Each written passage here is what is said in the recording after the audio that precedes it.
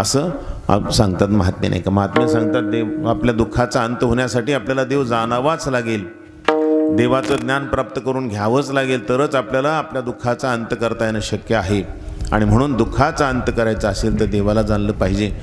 पण देव जाणायला कसा जरा अवघडच आहे थोडंसं, नाही का.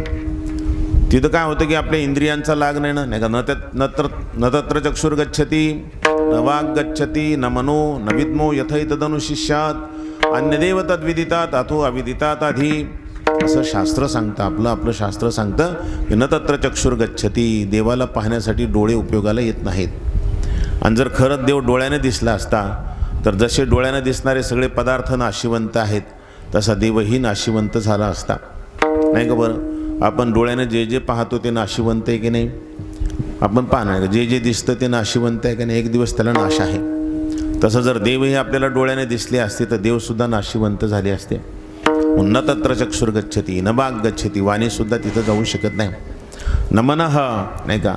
अन्यदेव तद्विदितात, म्हणजे जाणण्याहूनही वेगळे, न जाणण्याहूनही ते वेगळं आहे, नाही का. जाणले